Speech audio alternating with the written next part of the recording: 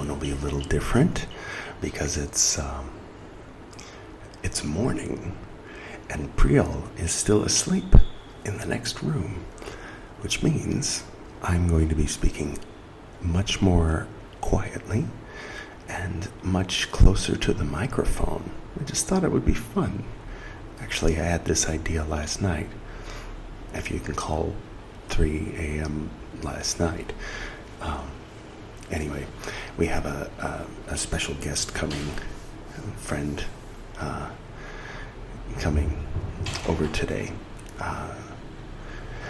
When Piyu is short for Priyal, when she and I met in person 4 years ago here in New Delhi, one of the things that we bonded over was the Buddha. One could say Buddhism, but it was more the Buddha. She has great respect for people who she considers enlightened, many of whom historically have come from this land, which is why I love this land, which is why she loves this land. And Mahavira is another one, Mahavir, who, if I'm not mistaken, I'm ignorant about that, but we are going to be seeing at some point in the near future the place where he got started, which is very nearby where the Buddha attained enlightenment. A lot of something in the soil over near Bodh Gaya, over in Bihar. He, if I'm not mistaken, was the founder of Jainism, and he used to roam naked, and a very pure, enlightened being. And there was another one, I think he was like the 24th person to receive that lineage. That was another very notable enlightened person, and a lot of notable Sufis, and Ramakrishna, of course, in a category of his own. And so it was over the Buddha, and she's also a big fan of Osho. I know that a lot of Americans only really know him as the guy who built Rajneeshpuram, and that whole controversy, and whether or not he's completely the devil depends largely on whether he had any knowledge of what was happening toward the end when everything went bad. And of course the people who love Osho maintain that he had no knowledge of that, as he stated in court. And coming from when people are coming from a sort of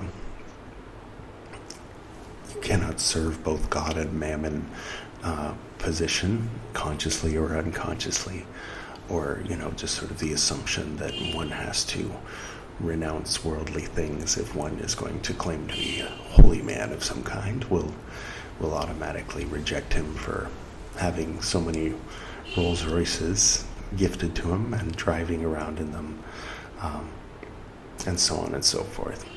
That was one particular period in his life, the early 1980s. His career, of course, went on here in India, and he was known by Osho after that, as opposed to Rajneesh. If you can see the books that are like this to the left, is it your left, or is it? Yeah, it's the left, right? Of the big bookshelf. Those are all the Osho books. Anyway, so we connected over our mutual love of the great masters of India initially, and I'm not here to go on about that. I've already gone on for 6 minutes, but one of her teachers, a longtime respected teacher of her and her family, her mother and father, all lovingly refer to him as Guruji. So he's coming over today. So I woke up, someone rang the doorbell, and It's 7:30 a.m., but I just can't sleep. I just, thinking about today. It's a big deal. But she's sleeping, so I'm keeping quiet. But this was pre-planned. I thought it would be fun to record in a hushed tone in the morning, just to mix it up a bit.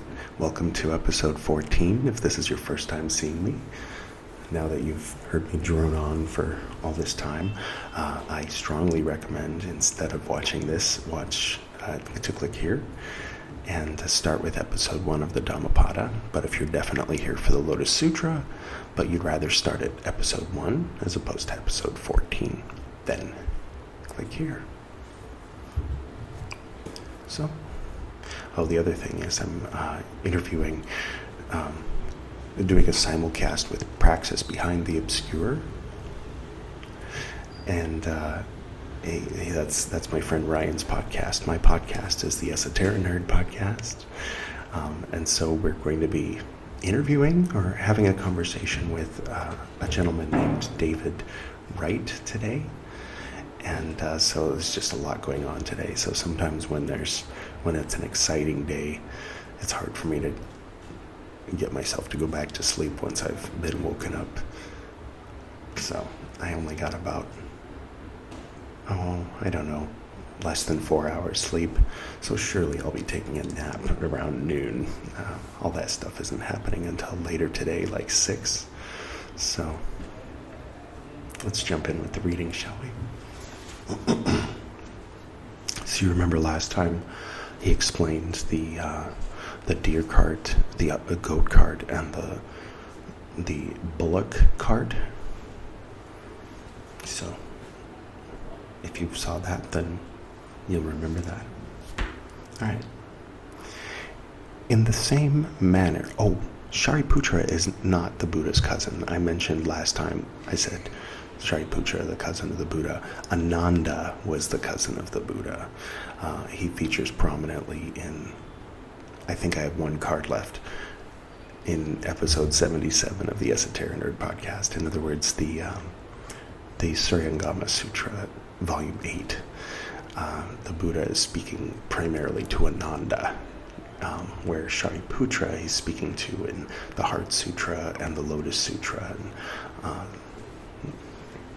other sutras, no doubt, that we'll get to. So Shariputra was a principal disciple, I think his first disciple.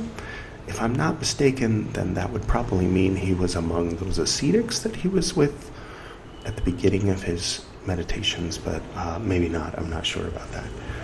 I know some of those guys, if not all of them, became disciples. They were the ones, if you know the story, or you've seen, a cartoon version of it or something, when they were all starving themselves, basically eating, bird poo and whatever happened to fall on them from the tree above. And then at one point the Buddha, a woman offered him rice, and he took it. And the other ascetics said, you have left the path, okay. And they turned their back and walked away.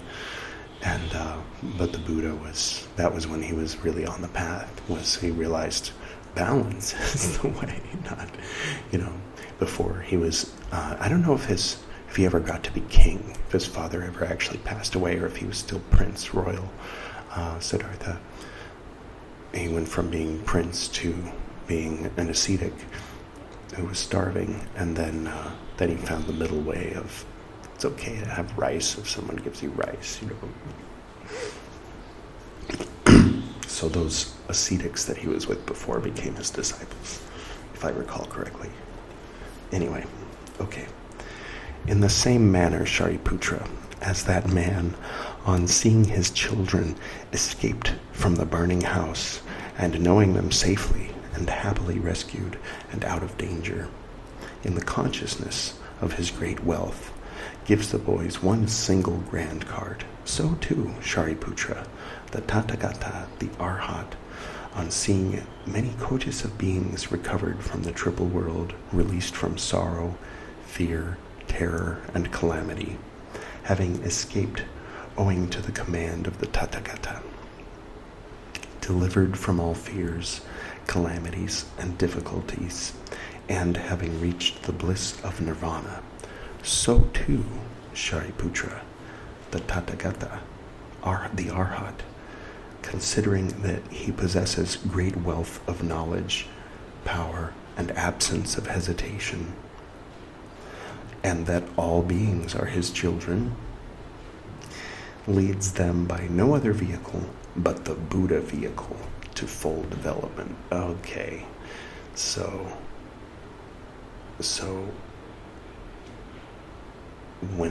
previously when he was saying the Buddha vehicle is the one true vehicle, he's referring to the Bodhisattva path, the Bodhisattva vehicle, right?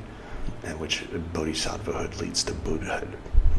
So these are the new things that developed within Mahayana, where the old Dhammapada was just kind of to the point about Buddha means awake. So if you want to be awake, this is how to wake up. But this is saying, if you want to be Buddha or awake, then you take a vow to not attain nirvana until you wake up everyone else. Basically, the emphasis on compassion. One of the criticisms leveled at Buddhism, especially from people coming from a Christian background, is, the idea of just not being attached to anything or anyone. Well, gee, sounds like heartless. So you don't care if your child dies, you don't care, if your loved ones die, like, geez, what an evil path that's teaching you not to love. And as I mentioned when we were reading Dhammapada, they did say the words, don't love, basically, but they also said have compassion. So Mahayana is emphasizing, possibly because of the influence of early Christianity, emphasizing compassion a lot by, gosh, is that motor louder than I am? I hope not. I think it probably is, looking at anyway. So the whole bodhisattva path, the whole idea of becoming a bodhisattva, of not attaining nirvana until you've liberated all the other beings, and that emphasis on compassion, Avalokiteshvara as the embodiment of compassion. I'll bring Avalokiteshvara over here later on.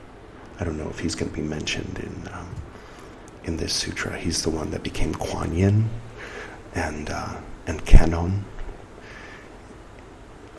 and Kuan Yin in China and Canon in Japan. Goddesses. You can see this as Canon in that image on the Kakejiku. This is from the Canon, one of the Canon, if there's more than one, Canon pilgrimages to temples in Japan that with a particular emphasis on Canon. Okay. Senju Canon, meaning thousand-armed Canon.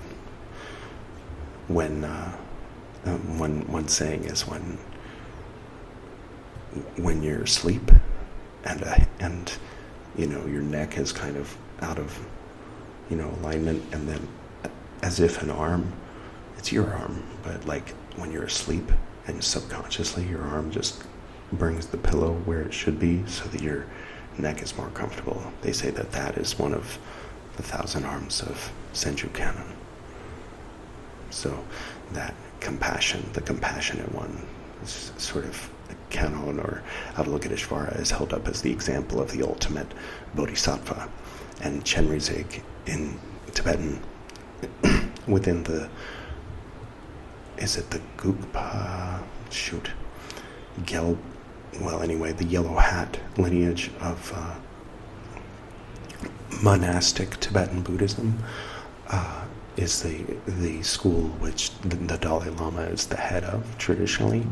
So he's said to be the incarnation of Chenrezig in that school.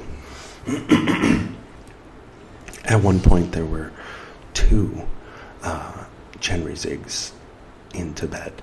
So that, there can only be one, like the Highlander or something. So one of them had to flee to Bhutan, and he became known as the Great Unifier in Bhutan, and brought, what could be considered Tibetan Buddhism, Vajrayana, the Tibetan form of Vajrayana, into Bhutan, and then it became Bhutanese Buddhism, but they're not offended if you call it Tibetan Buddhism, because they acknowledge, yeah, of course, it came from Tibet. But one of the other things the Great Unifier did was help them to organize an army to fight off the invading Tibetans. So there is a difference, a clear difference between Bhutan and Tibet, but there's also a lot of similarity. Okay, where are we?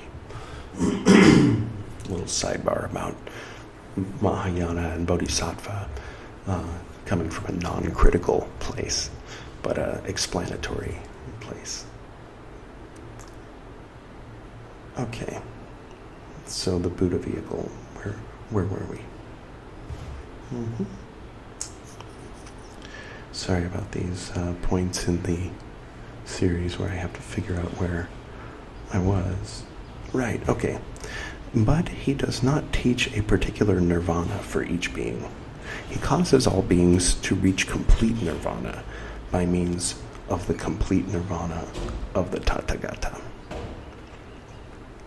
And those beings, Shariputra, who are delivered from the triple world, again, past, present, future, to them, the Tathagata gives as toys to amuse themselves with the lofty pleasures of the Aryas, the pleasures of meditation, emancipation, self-concentration, and its toys, and its results, toys, all of the same kind. Wow, actually I really like that, I have to admit. So the path, the shape of the path, the particulars of the path, what sutra it is that you're reading, and whether or not it's historically accurate to the life of the Buddha, let's say, are toys. It's something for you to play with while you're on the path toward enlightenment. The important thing is that you're on the path to become bodhisattva with such great compassion in your heart that it's not just about your enlightenment, it's about the enlightenment of the entire universe. Which, not just from a Christian perspective. Wow, that was probably really loud for you guys, huh?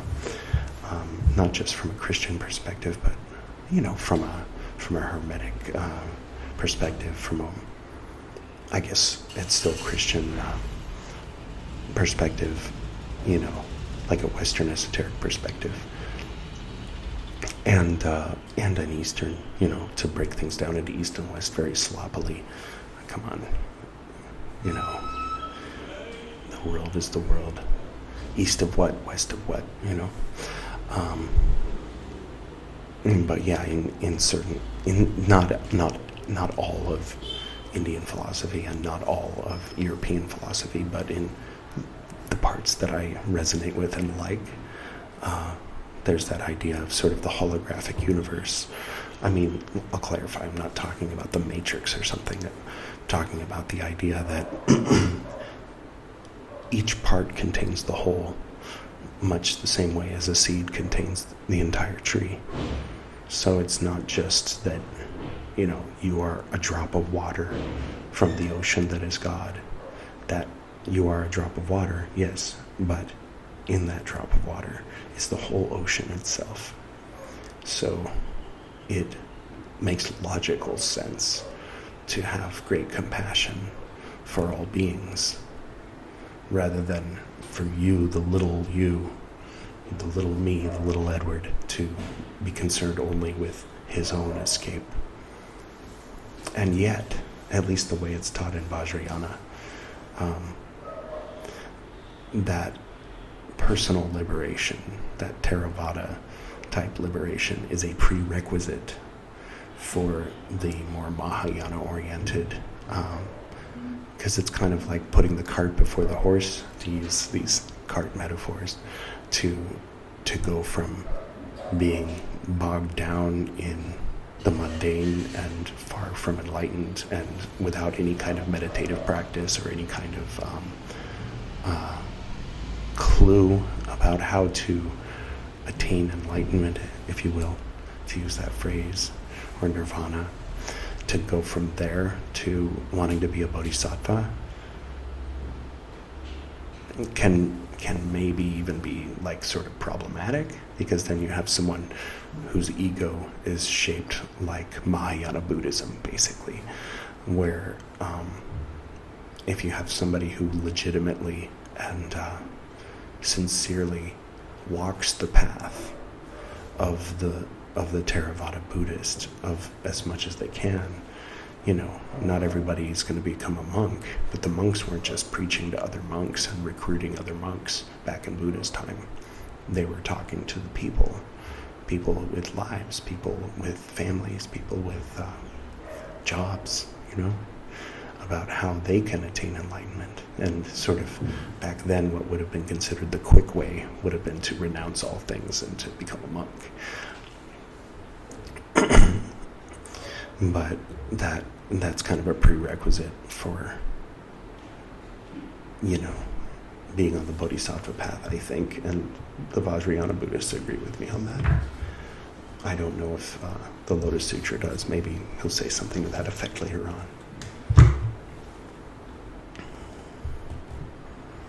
Okay. All toys, all of the same kind. Even the bugs are back. Not even the bugs are back. Even came from here. The bugs are back came from me. It was so cold in like early February and January that I didn't see one single insect of any kind for like months here in Delhi. And now you might have seen me doing this, and it's a little something flying in front of my face. Hey.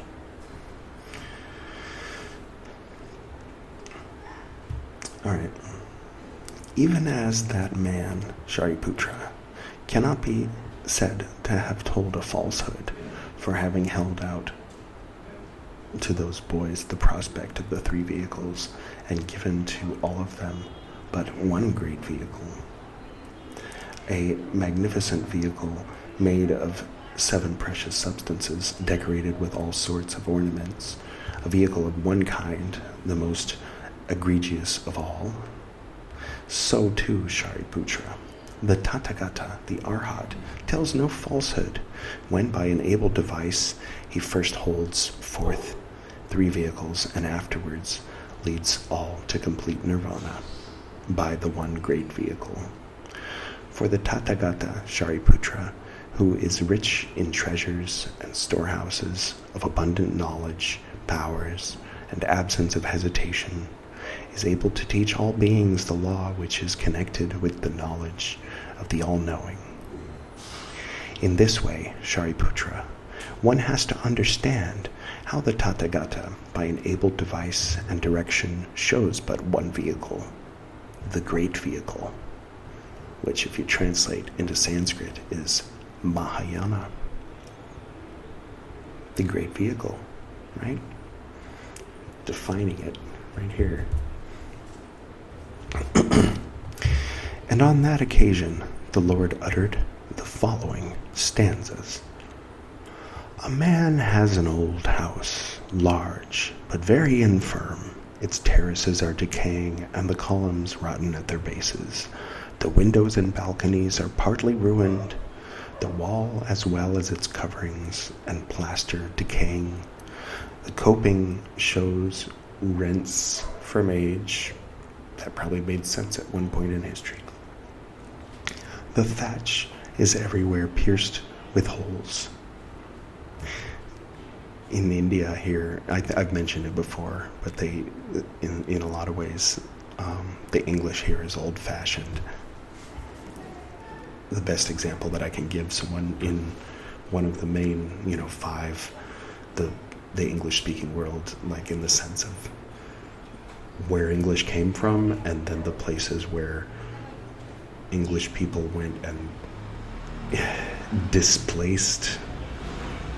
Yeah, I don't want to bring up genocide, make everybody feel like shit, but you know who you are, Americans, Canadians, Australians, and so forth. completely replaced the original people that were on the land. I came from California, so I grew up with that feeling of like not really being where I'm from. I had an old house that was my ancestors had lived in, and prior to them it was Mexico, and prior to that it was, someone else lived there, completely different people. And it's a weird feeling, like a lot of those movies like Pet Sematary, where the whole premise, or The Shining, in the subtext, where the premise is that it's like cursed because everybody's on an Indian burial ground, what they called back then an Indian burial ground, First Nations or Native American. It's like the whole country. I mean, this isn't what this is about, but one of the things that drew me to India, or that made me not hesitate to relocate here, is especially being part of a family that's from near Bodh Gaya, near Bihar, and not only that, but of the same caste as Krishna. I didn't marry her for her caste or ethnicity, but it definitely didn't hurt.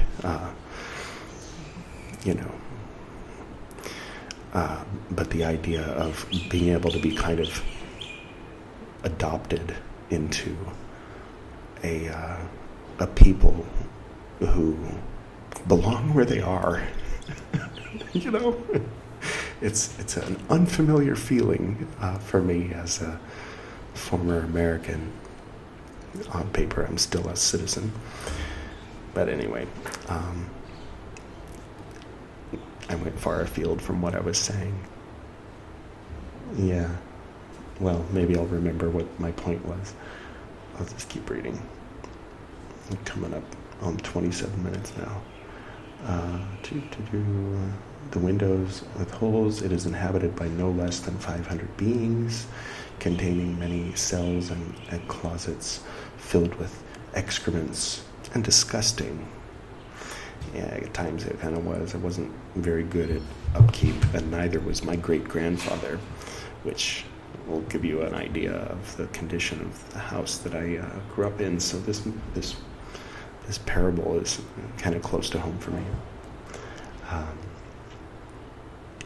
And on that occasion, the Lord uttered, its roof rafters are wholly ruined, the walls and partitions crumbling away. Coties of vultures nestle in it, as well as doves, owls, and other birds.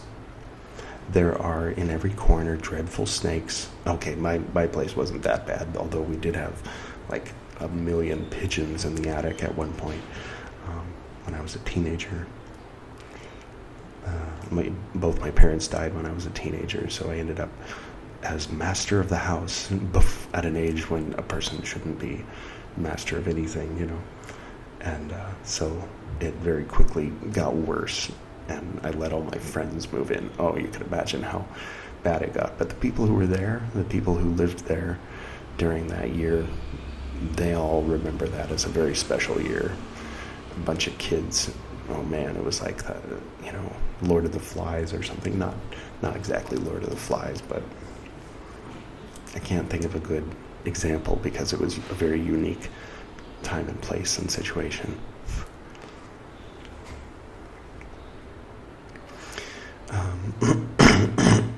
Excuse me. It's roof. Oh well, I'll mute the sound on that throat clearing. I'll probably go through and adjust the sound here. Let me just finish the sentence because we're past 30 minutes now. Its roof rafters are wholly ruined, the walls and partitions crumbling away.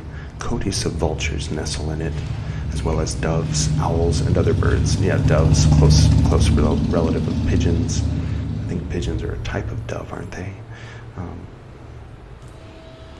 Pigeons were a kind of dove that were native to these long gray cliffs in Wales, I think. And so for them, our concrete roads are like, they just feel right at home. So as people have gone around and paved the world, the pigeons came along with them, the British, Wales, Anyway, there was a point I was making, and I feel like I lost track of it when I started going on about British colonization, but anyway, yeah, as I rewatch this and edit it, I'll make a note, and in part 15 I'll complete that thought. So until next time, if you remember what I was saying, then maybe it was self-evident if you're sort of on that wavelength already. I hope you enjoyed this unusual episode of me talking very quietly, sort of an ASMR version of my Buddhist books recordings. And, alright, well, until next time, hope you enjoy those links that I posted, and I hope you have a wonderful day, whatever day it is that you're watching this. Perhaps in the far future, who knows? To the north and to the south, to the east and to the west, to the spirits of light among us, and to the spirits below, we send out our reverent love and compassion. May all beings be happy. May all beings be serene. May all beings be in peace.